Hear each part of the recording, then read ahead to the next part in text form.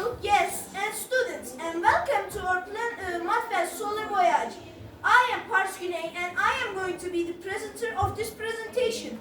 Right off the start, Ali Çınar is going to talk about the differences about the solar and the lunar eclipse. Let's listen to him.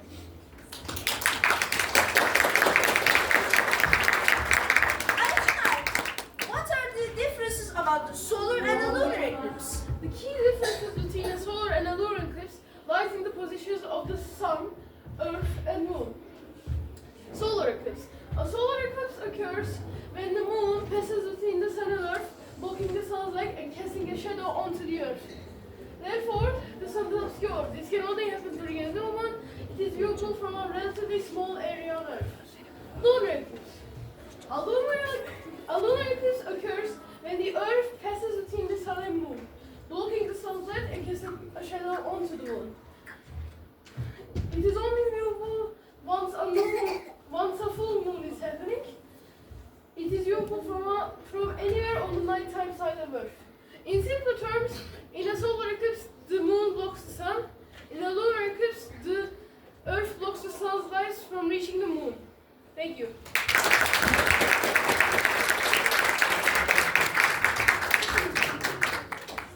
I didn't know that much. I thank Ali Çınar for his presentation. Anyways, on to the next topic. Yağız Alptılı is going to talk about why do eclipses happen only certain times and not every month. Let's listen. Yağız, why do eclipses happen only certain times and not every month? The reason eclipses don't happen every month comes to the tilt of the moon's orbit. Here's a breakdown. The orbital tilt.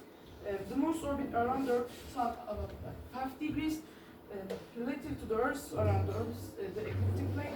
Nodes. The points where the moon crosses the ecliptic plane are called nodes. Eclipses can only occur when the moon is near of these nodes during the new moon, solar eclipse, or a full moon, lunar eclipse.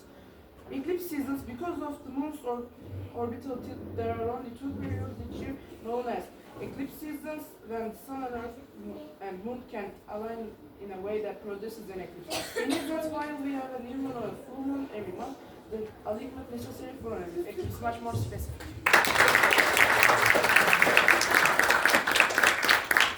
Oh, that's actually pretty interesting, I'm not going to lie. I thank Yağız Alptılı for his presentation. That topic was sure interesting, but the next topic which Alptılı is going to talk is how do the orbits of the Earth and the Moon influence when eclipses occur? That's a hard question for me, but let's listen carefully. The Earth...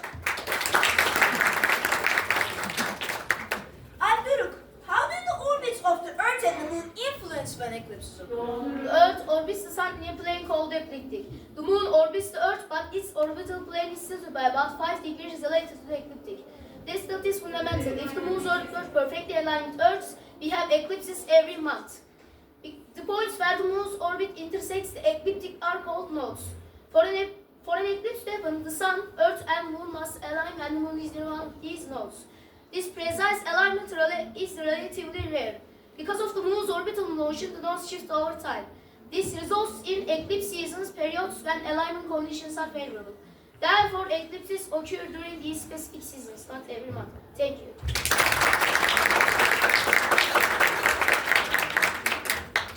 Oh, that's how, I get it. But the next topic, please. Oh, it's about the solar eclipse. Let's see here. Demir Sevil is going to talk about what are the different types of solar eclipses. Alright, it is time to listen and learn. What are the different types of solar eclipses? There are 4 main types of solar eclipses. This occurs total solar eclipse. This occurs when the moon completely covers the sun, blocking all direct sunlight. The sky darkens significantly, and the sun outer atmosphere, the corona, becomes visible. This is the most dramatic type of solar eclipses. Annual solar eclipse. In this type, the moon is too far away from Earth to completely cover the sun. As a result, a bright ring of sunlight remains visible around the moon's disk. This creates a ring of fire effect, partial solar eclipse. This happens when the moon only partially covers the sun. The sun appears as a crescent shape, hybrid solar eclipse. This is the rarest type of solar eclipse. It shifts between an annular and the total solar eclipse. Thank you.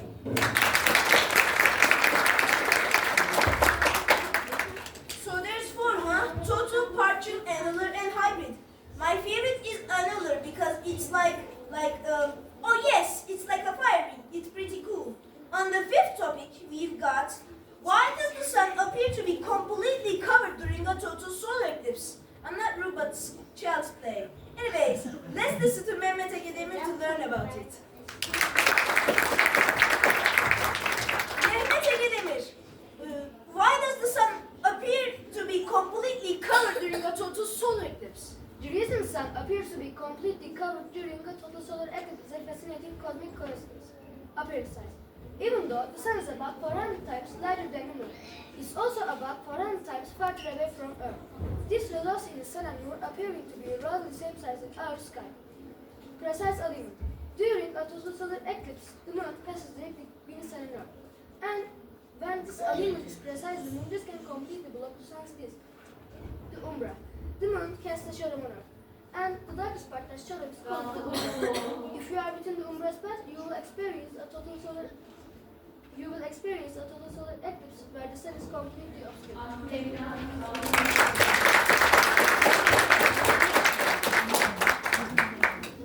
Anyways, I knew that, but still I take Mehmet Egedemir for his presentation.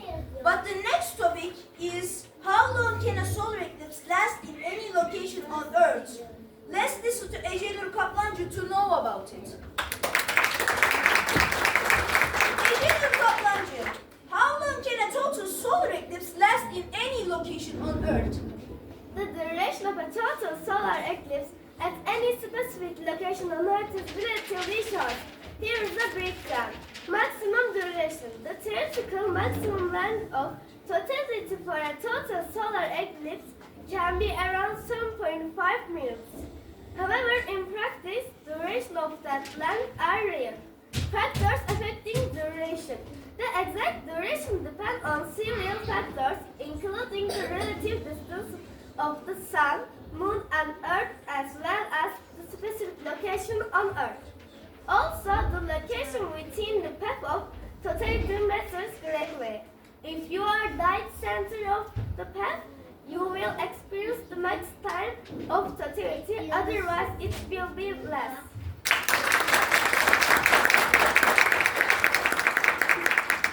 That's short. I can't even pack up and go out before it goes. I thank Ecenur Kaplancı for her presentation. Anyways, on to the next topic of our little presentation. Melisa'da Akyüz and Yağmur Bilgili are going to talk about what safety precautions are necessary for viewing the solar eclipse. Oh, this one looks important. We should listen very carefully on this one.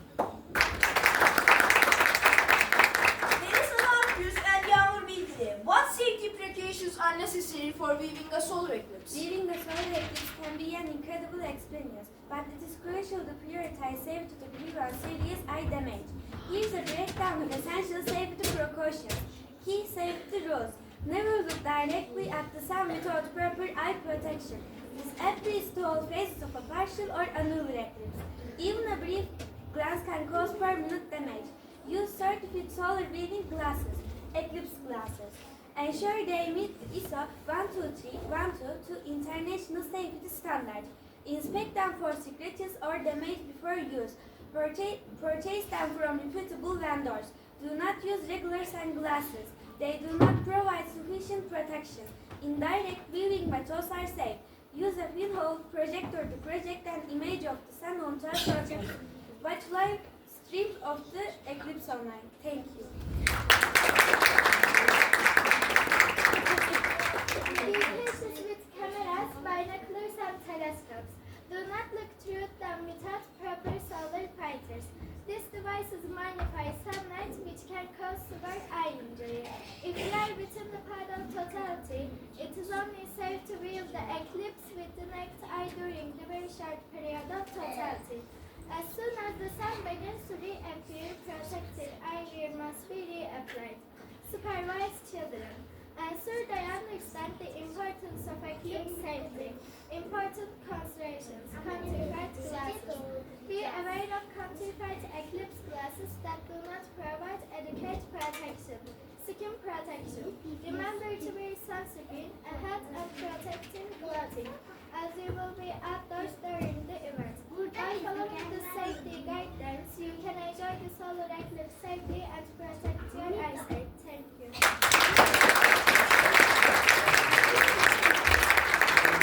Obviously, that safety is important. If you don't follow the safety precautions, you might get hurt or get in trouble. I highly agree with this topic. I thank Yağmur Bilgili and Melisa'da Akyüz for their presentation. But the next topic is the one İdil Bezirgen talks about is Why is a solar eclipse only visible from certain parts of Earth at a time? Let's listen to her. Dil Bezirgen. Why is a solar eclipse only visible from certain parts of Earth at a time? A solar eclipse only visible from certain parts of Earth at a time due to the relatively small size of the moon's shadow and geometry of Sun-Moon-Earth system. Here is a breakdown. The moon's shadow. The moon has a shadow onto Earth during a solar eclipse. This shadow is relatively small compared to the size of Earth. The darkest part of the shadow, the umbra, is where a total solar eclipse is visible. The penumbra, the partial shadow surrounding the umbra, is where a partial solar eclipse will be visible. The Earth's rotation and moon's orbit. Earth's rotation and moon's orbital motion affect the shape and path of the moon's shadow. This means that path of totality is constantly changing. This is why very specific maps are made to show exactly where and when an eclipse will be visible. Limited coverage. Because the umbra is so small, only a limited of area Earth falls within it at any given time.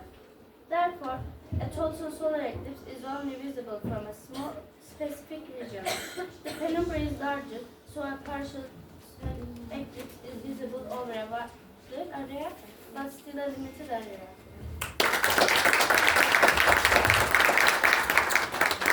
So it's like that because the moon is too small, huh? I guess it wouldn't be so special if it was big. I thank Idil Bezirgen for her presentation. On to the next topic. Oh, this was the type I like. Elay Pekyavuz is going to talk about what effects do solar eclipses have on the environment. Let's listen. Elay Pekyavuz, what effects do solar eclipses have on the environment? Solar eclipses, particularly total solar eclipses, can have noticeable though temporary effects on the environment. Temperature. A significant drop in temperature is often observed during a total solar eclipse. This is because the moon blocks a portion of the sun's radiation, reducing the amount of heat reaching Earth's surface. The temperature drop can range from a few degrees to as much as 10 degrees Fahrenheit, several degrees Celsius, depending on the location and atmospheric conditions. Animal behavior. Many animals exhibit unusual behaviors during a total solar eclipse. Daytime animals may become confused and behave as if it were nighttime. Birds may stop singing and return to their nests. Nocturnal animals may emerge, thinking it is nighttime. Insects may also become quiet or stop their activity. Livestock may also react and become uncertain. These behaviors are temporary and return to normal after the eclipse. Plant life. Plants that rely on sunlight for processes such as the opening and closing of flowers can also be affected. It's important to note that these effects are generally temporary and localized to the path of totality. Thank you.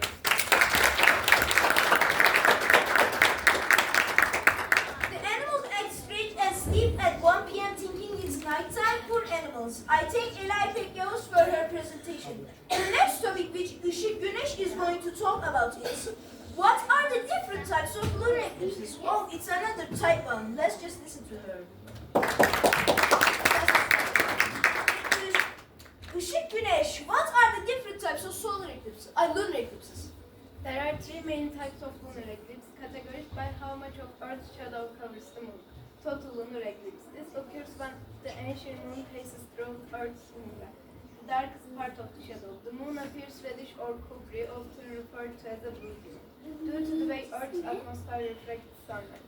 This is the most limited type of lunar eclipse, partial lunar eclipse. This happens when only a portion of moon passes through Earth's umbra. A part of moon appears darkened while the rest remains illuminated.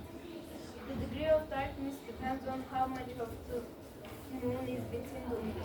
Penumbral lunar eclipse. This occurs when the moon passes through Earth's penumbra, the outer fainter part of the shadow. The moon's brightness dims slightly, but the change is often subtle and difficult to notice with the naked eye. This type of eclipse is the least noticeable. Thank you.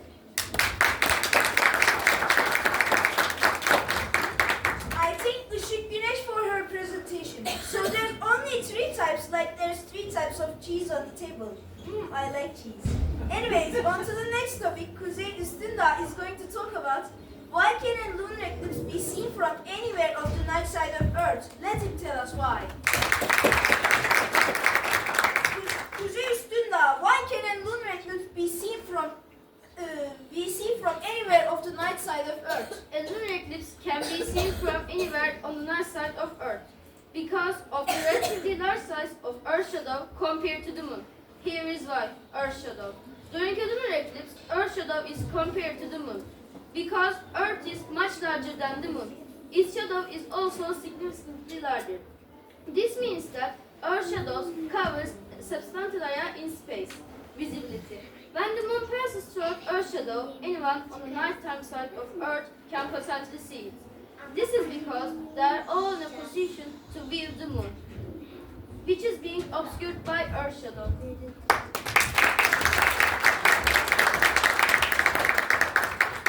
So the Earth is very big, so the eclipse could be wider. I thank Kuzey very much for his presentation, and I would like to say that we are moving into the last topic of the eclipses.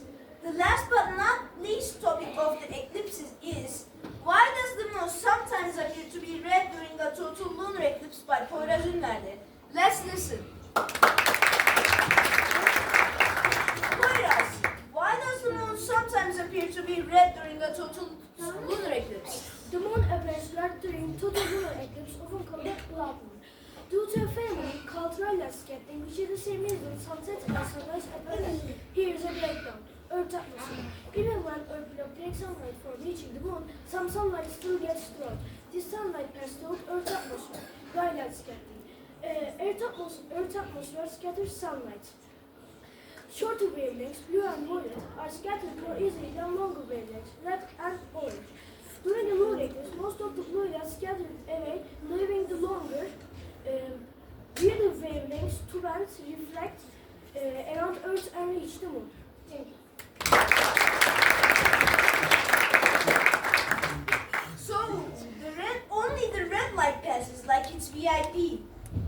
I thank Poyraz Ünlerde for his presentation. So since the eclipses are over, I made a stand-up summarize of the lunar eclipses and solar eclipses. So to summarize, in a solar eclipse, the moon crashes the sun's spotlight. In a lunar eclipse, the Earth says no light for you, moon. Basically, it's all very petty, very shadowy, and very cool. The eclipse season is over. The next main topic of this presentation is the round big planets of the solar system. I love planets. Elif Miray Kara and Defne Yener are going to give us more knowledge about the planets in our solar system, dwarf planets and exoplanets. Let's listen to them. Miray and Defne, can you please give us more knowledge, please? When we talk about planets, we are generally referring to those in our solar system. But it's important to remember that there are countless planets orbiting other stars, exoplanets, as well. Here's a breakdown of general knowledge about planets, focusing on our solar system. Our solar system's planets. 8 planets. Our solar system consists of 8 officially recognized planets: Mercury, Venus, Earth, Mars, Jupiter, Saturn, Uranus, and Neptune. These planets are often divided into 2 groups: terrestrial, inner planets, Mercury, Venus, Earth, and Mars. They are characterized by their rocky surfaces. Gas ice giants, outer planets, Jupiter, Saturn, Uranus, and Neptune. They are much larger and primarily composed of gases, Jupiter and Saturn, or ices, Uranus and Neptune. Key characteristics: Mercury, closest to the Sun, smallest planet, virtually no atmosphere. Venus, known as Earth's sister planet due to similar size. Planet due to a dense atmosphere creating a greenhouse effect, rotates in the opposite direction of most other planets. Earth, the only known planet to support life, has liquid water on its surface, with an atmosphere rich in nitrogen and oxygen. Mars, known as red planet due to its iron surface, has polarized caps. Evidence suggests it once had liquid water. Jupiter, largest planet in our solar system. A gas giant with a prominent great red spot, a massive storm, has many moons. Saturn, known for its spectacular ring system, a gas giant, also has various moons including Titan. Uranus, an ice giant, rotates on its side, has faint rings. Neptune, farthest planet from the Sun, an ice giant, has 12 rings. Other important points.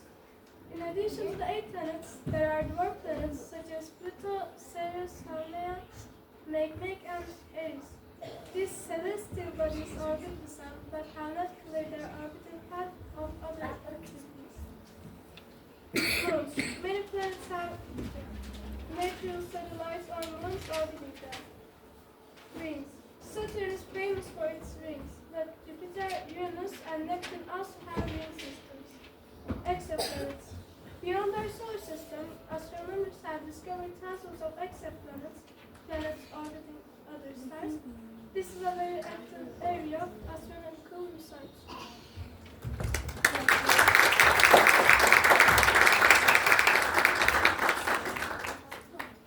I thank Mirai and Defne for their presentation.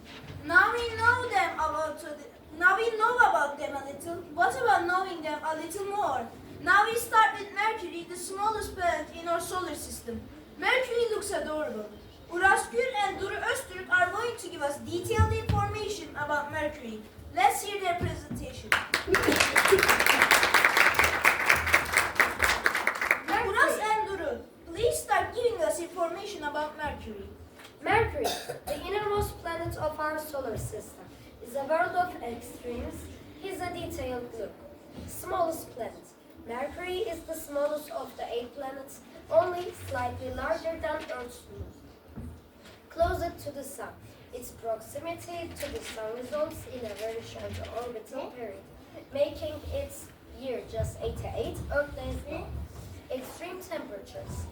Daytime temperatures can soar to around 80 degrees Fahrenheit, 430 degrees Celsius, while nighttime temperatures plummet to about minus 300 degrees Fahrenheit, minus 100 degrees Celsius.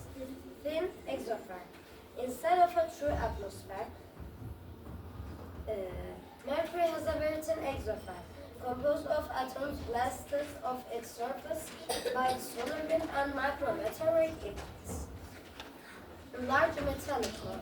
Mercury has a very large iron core, making up a significant portion of its volume. This gives a high density, no moons or rings. Mercury has no natural satellites, moons, or no rings. Magnetic field. Although small, Mercury has a global magnetic field. This was a surprising discovery.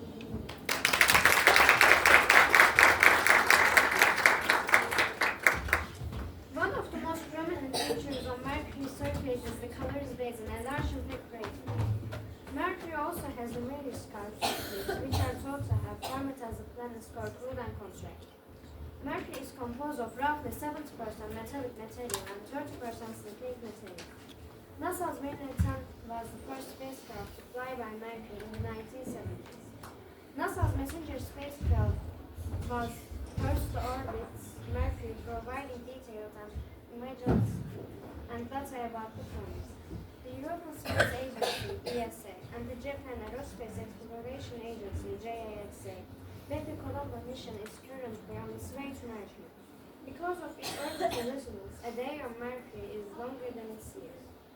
Despite its proximity to the Sun, evidence suggests that water and ice may exist in permanently shadowed craters at Mercury's poles.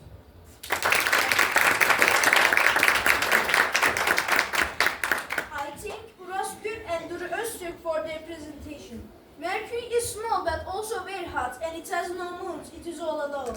On to the next planet, Venus, also the Earth sis. Elay Karaoğlu and Emir Tüfekçi are going to talk about Venus. Let's listen. Elay and Emir, would you be able to give us information about Venus? Venus, often called our sister planet due to its smaller size and composition, is a world of extreme conditions. Here is a detailed look. Venus is remarkably similar to Earth in size, mass, and density. Despite being farther from the Sun than Mercury, Venus is the hottest planet in our solar system. This is due to a runaway greenhouse effect caused by its dense atmosphere. Surface temperatures reach a scorching 900 degrees Fahrenheit, 480 degrees Celsius, hot enough to melt lead. Venus has an incredibly thick atmosphere, primarily composed of carbon dioxide, 96%, with clouds of sulfuric acid. The atmospheric pressure at the surface is about 92 times that of Earth, equivalent to the pressure, 3,000 feet, 900 meters underwater. Venus rotates very slowly on its axis, taking 243 Earth days to complete one rotation. It also rotates in a retrograde direction, meaning it spins clockwise. Opposite to most other planets, this causes the sun to rise in the west and set in the east. Venus has a surface dominated by volcanic features, including vast plains, shield volcanoes, and coronae, unique volcanic structures. There is evidence of relatively recent volcanic activity, suggesting Venus is geologically active. Like Mercury, Venus has no natural satellites, moons, and no rings. Unlike Earth, Venus does not have an internally generated magnetic field.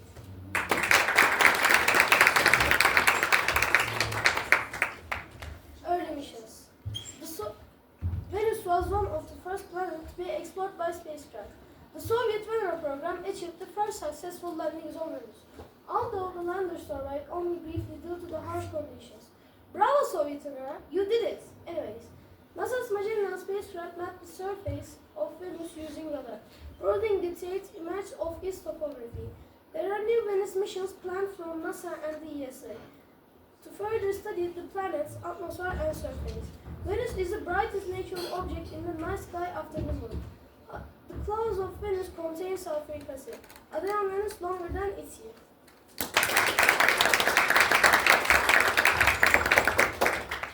I thank Eli and Emir for their presentation again. Venus sure is very hot and the atmosphere is not where life can exist. Sena Güney and Elif Aydın are going to talk about the planets we live in, Earth. Let's show respect to them and listen.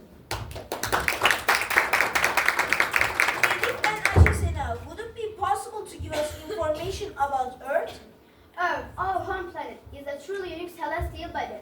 It's the only known place in the universe that harbors life, and its complex systems and dynamic process make it a fascinating subject for study. Here's a detailed overview. Key characteristics. Third planet from the Sun. Earth orbits the Sun at an average distance of about 150 million kilometers or 90 million miles, a distance that allows for temperature conducive to liquid water. Earth is a rocky planet with a solar surface. A defining feature of Earth is the abundance of liquid water on its surface, covering approximately 71% of the planet. Earth has a nitrogen-rich atmosphere with a significant amount of oxygen, essential for most life forms. Earth's molten iron core generates a magnetic field that protects the planet from harmful solar radiation. Earth's outer layer is divided into tectonic plates that move on each other, shaping the planet's surface and causing earthquakes and volcanic activity. Earth is the only known planet to support life with a diverse range of ecosystems and organisms. Thank you. Earth structure. The othermost solid layer of Earth composed of rock, a thick layer of semi-solid white magnetic crust, a liquid layer of ice and nickel, a solid sapphire of iron and nickel at Earth's center. Earth rotates on its axis, completing one rotation approximately every 24 hours, which causes day and night. Earth orbits the Sun, completing one revolution approximately every 365.25 days, which causes the seasons due to the tilt of Earth's axis. Earth's climate is a complex system influenced by factors such as solar radiation, atmospheric composition, and ocean currents. Earth has one natural satellite, the Moon, which plays a significant role in stabilizing Earth's axis and causing tidings. We can also say the Moon also a cheese, because it looks like that. Thank you.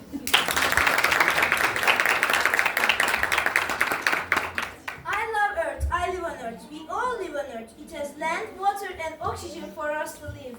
But the next planet is the red blur, Mars the 4th. Alper Kandilli and Neva Duru are going to talk about this red blur. Let's listen carefully.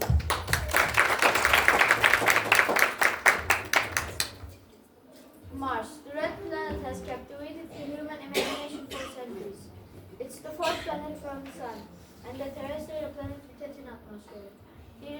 look at Mars. Key characteristic red planet.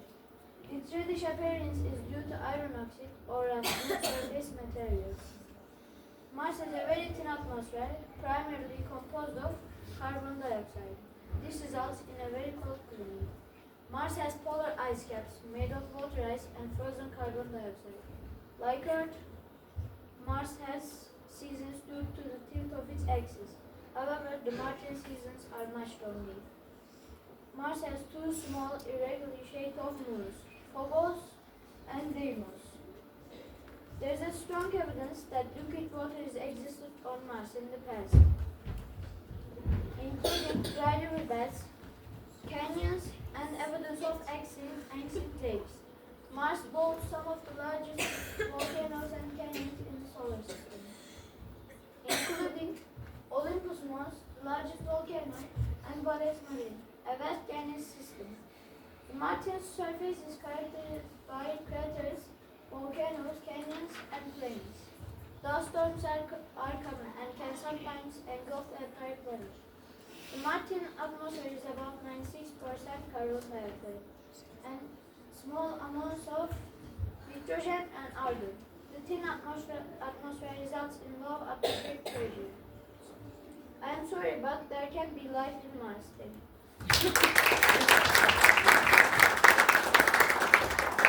Exploration. Mars has been the target of numerous Soviet missions, including overtest landers and rovers. NASA's rovers such Curiosity and Perseverance have provided invaluable data about Mars's surface and geology. A primary goal of Mars exploration is the search for evidence of past or present life.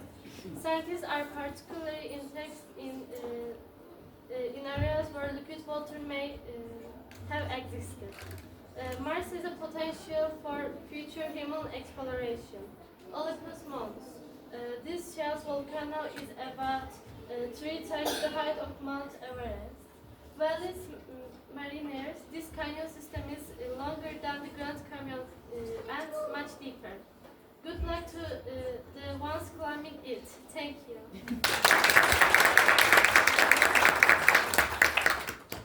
Mars never surprises me. It's the coolest of all planets I know. I'm sorry, Earth, but Mars is better. Why? Because I feel like it. Anyways, on to the next planet of the solar system, which is the biggest one, Jupiter. Elif Ayşe Duener and Irmak Aydın are going to talk about the biggest planet in our solar system. Let's listen to them. Elif Ayşe and Irmak, can you give us information about Jupiter, if you please? Jupiter, the colossal gas giant, ranks as the largest planet in our solar system, and it's a world of fascinating phenomena. Here's the look. Key characteristics. Gas giant. Jupiter is primarily composed of hydrogen and helium, similar to the Sun. It lacks a solid surface. Its sheer size is staggering, with a diameter about 11 times that of Earth. Jupiter has the shortest day of any planet, completing a rotation in just under 10 Earth hours. This stupid spin contributes to its distinctive band appearance. Jupiter possesses an immensely strong magnetic field, far greater than Earth's.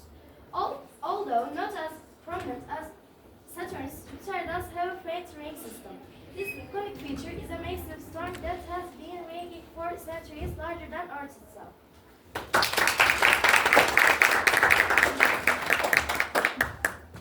Structure and atmosphere. Jupiter's atmosphere is characterized by distinct cloud bands, horizons, and dust, which vary in color and composition. Beneath the visible clouds, the pressure and temperature increase dramatically. Hydrogen transition into a liquid metallic form, and it is believed that Jupiter may have small downpours. The composition of Jupiter is very similar to that of the Sun. It is made up primarily of hydrogen and helium, Galilean. These four large moons are particularly noteworthy: Io, volcanical active; Europa, with carbon of subsurface; Ganymede, the largest moon in the solar system; Callisto, heavily cratered; Exploration, Pioneer and Voyager mission. The mission provided the first close-up views of Jupiter, Galileo spacecraft. The mission provided detailed data about Jupiter and the moons. Juno mission. NASA's Juno spacecraft is currently orbiting Jupiter, providing insights into its atmosphere, magnetic field, and internal structure.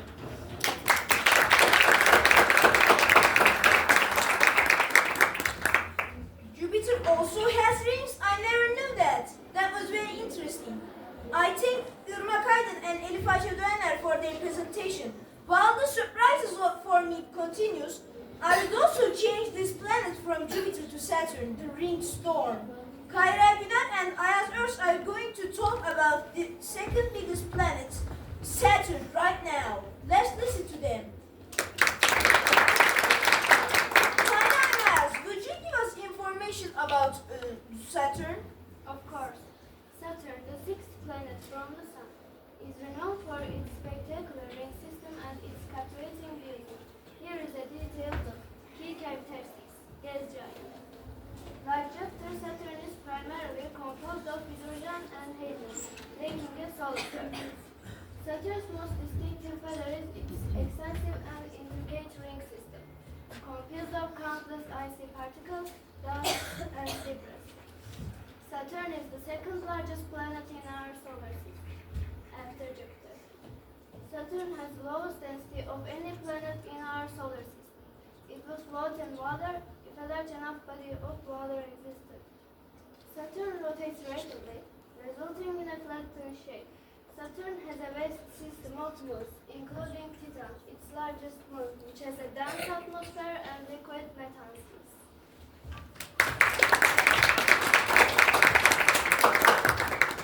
Structure and atmosphere. Saturn's atmosphere exhibits banded patterns similar to Jupiter but less pronounced. Saturn is believed to have a small, rocky core surrounded by layers of metallic hydrogen and molecular hydrogen. Saturn has a persistent hexagonal-shaped storm at its north pole. Exploration. Cassini-Huygens mission. These missions provided the first close-up views of Saturn and its rings. The Cassini spacecraft spent over a decade orbiting Saturn, providing a wealth of data about the planet, its rings, and its moons. The Huygens probe landed on Titan. Interesting facts. Saturn's rings are relatively young, possibly only a few 100 million years old. Gaps in the rings are often caused by the gravitational effects of Saturn's moons. Saturn emits more energy than it receives from the Sun. Thank you.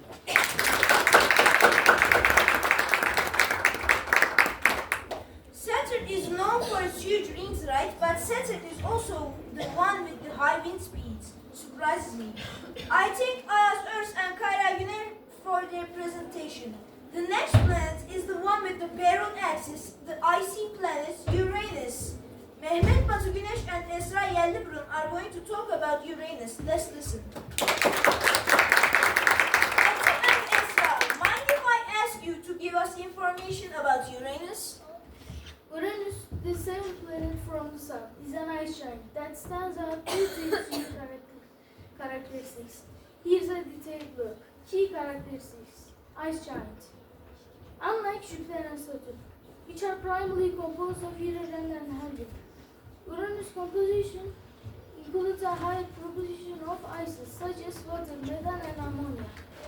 Unique tip: Uranus rotates on its side with its axis tilted at approximately 97 degrees. This results in extreme seasonal variations. Blue-green color.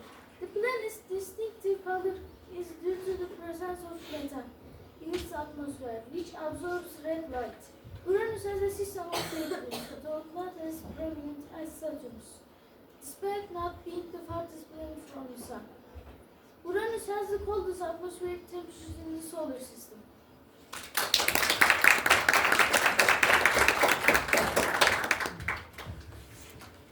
Magnetic field. Venus' magnetic field is unusual in that it is titled and offset from the planet's center. Major moons. Venus' five major moons are Miranda, Arias, Ombra, Titania, and Oberon.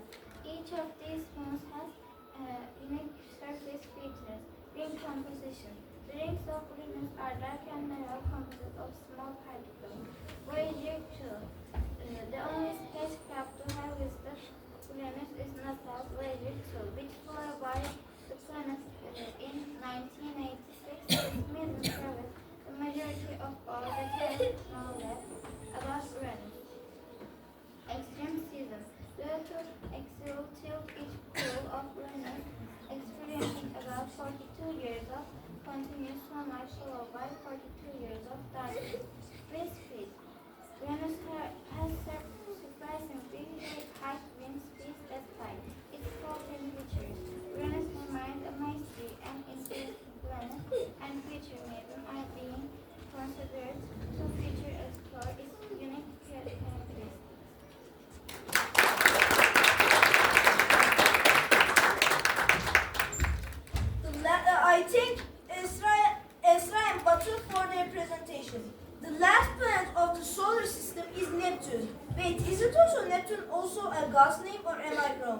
Anyways, Loya Menteşoğlu and is going to say an informative goodbye to the planets of the solar system. Let's listen and remember the planets. Loya, can you please tell us about Neptune? Neptune, the known farthest known major planet from the Sun, is captivating ice giant that exhibits unique atmospheric phenomena and a dynamic system of moons. Here's a detailed exploration of Neptune.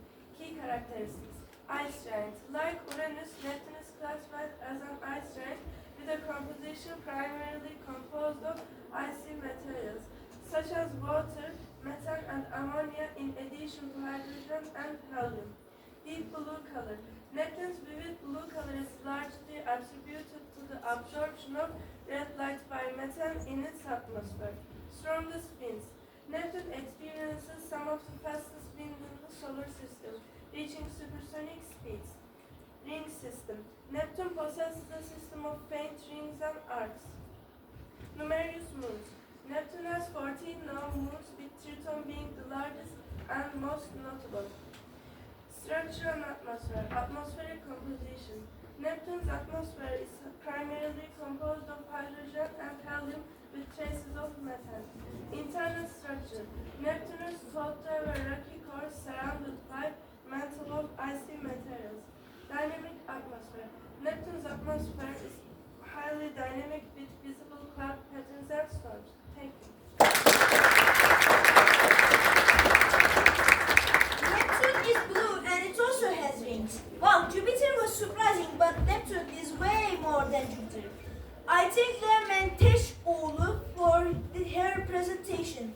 Planets of the solar system has ended, but there's still one more single thing to say in this Matfen solar voyage.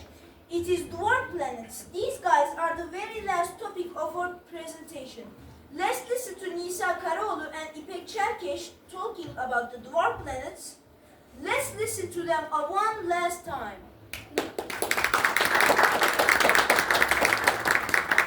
The concept of a dwarf planet arose from the need to clarify the definition of a planet as our understanding of the solar system expanded. Here is a detailed look at dwarf planets. Definition. According to the International Astronomical Union, a dwarf planet is the celestial body that orbits the Sun, has sufficient mass for its self-gravity to overcome rigid body forces so that it assumes hydrostatic equilibrium near and shape, has not clear neighbor around its orbit, is not a Pacific. Key difference from planets. The crucial difference between a planet and a dwarf planet lies in the third criterion, clear the neighbor. A planet has gravitationally dominated its orbitism, meaning it has either absorbed or ejected most other objects. Dwarf planets have not. Non-dwarf planets. Choices. The Union recognizes 5 dwarf planets. Ceres, located in the asteroid belt between Mars and Jupiter. It is the smallest dwarf planet. Pluto, located in the Kuiper belt, famous for its complex surface and its large mission. Haumea, located in the Kuiper belt, has an elongated shape and rapid rotation. Maitland, located in the Kuiper belt, one of the largest Kuiper belt objects. Eris, located in the scattered disk beyond the Kuiper belt, one of the largest non-dwarf planets.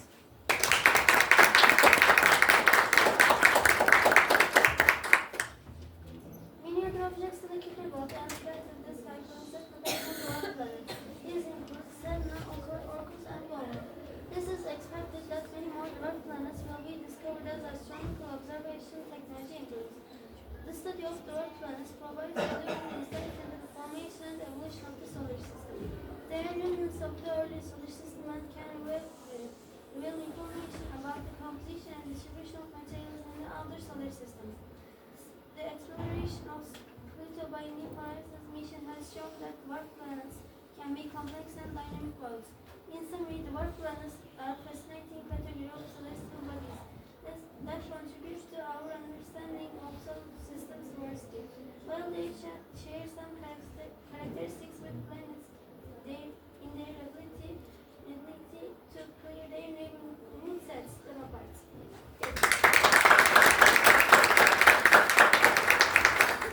I thank İsa Karaoğlu and İpek Çerkeş for their presentation. So the presentation has ended, the whole show has ended, the whole fun has ended. But everything has an end. I thank all my teachers, classmates, guests, and principal for everything. I especially gigantically thank Rasker for helping me and helping me the most with the presentation documents. It has been an honor having talked with everyone, and I hope you all loved the presentation and mostly had fun listening to it. Goodbye, everybody, and have a fantastic day.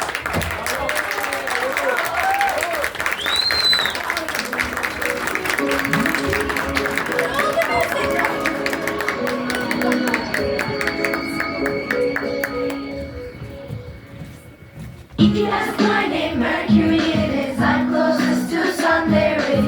If you ask my name, Mercury it is. I'm closest to sun, there it is. I'm a very hot planet, turn around slowly, don't forget. I'm a very hot planet, turn around slowly, don't forget. If you ask my name, Venus it is. Clouds turn around me like frizz. If you ask my name, Venus it is. Clouds turn around me like frizz. I may look like planet Earth, but turn around to the contrary. I may look like planet Earth, but turn around to the contrary. If you ask my name, Earth, it is. Rocks all around me like whiz. If you ask my name, Earth, it is. Rocks all around me like whiz. Blue planet is my second name, home for all the living things. Blue planet is my second name, home for all the living things. If you ask my name, Mars is. I'm very cold, you will freeze. If you ask my name, Mars is. I'm very cold, you will freeze. Also known as red planet, all around me are hurricanes. Also known as red planet, all around me are hurricanes. If you ask my name,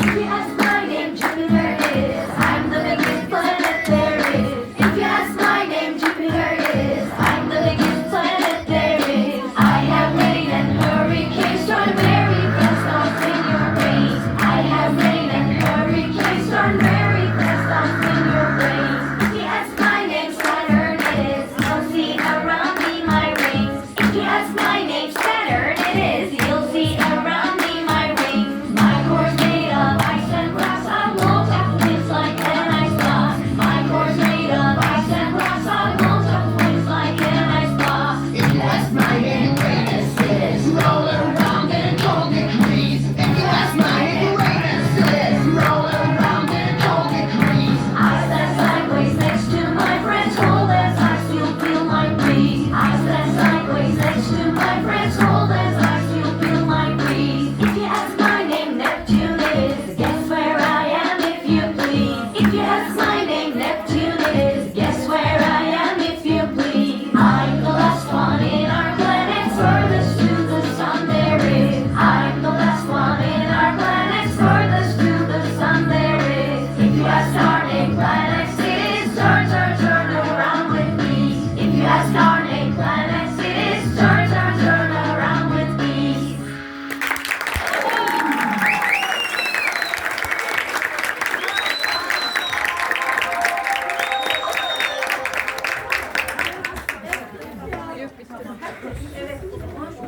Ben öncelikle hepinize tekrardan hoş geldiniz diyorum sevgili velilerimiz.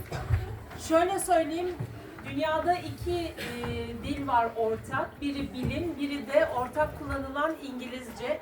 Çocuklarımız burada gerek bilimle, gerekse İngilizce ile bunu çok güzel birleştirdi. Tabii ki bunu gerçekleştiren, onlara bu anlamda yol gösteren, disiplinler arası, bizim eğitimde disiplinler arası çalışma dediğimiz çalışmayı gerçekleştiren öğretmenlerimizi de ben buraya almak istiyorum.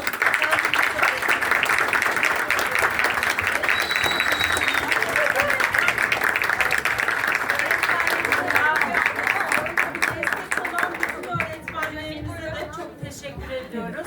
Ama çocuklarımıza emekleri için, gayretleri için ve hiçbir zaman bilimden ayrılmadan, gerçekten doğru bilgilerden ayrılmadan yollarına devam edeceklerine gönülden inanıyoruz. Emekleri için, çabaları için performansları için kocaman bir alkışlar.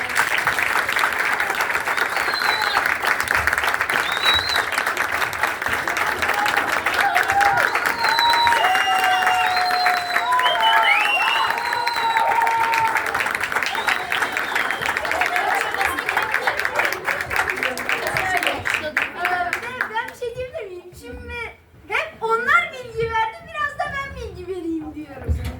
Şimdi ben de dünya ile ilgili şunu öğrendim. Mikrofona Should this be in English? Yes. Diyecek hocam.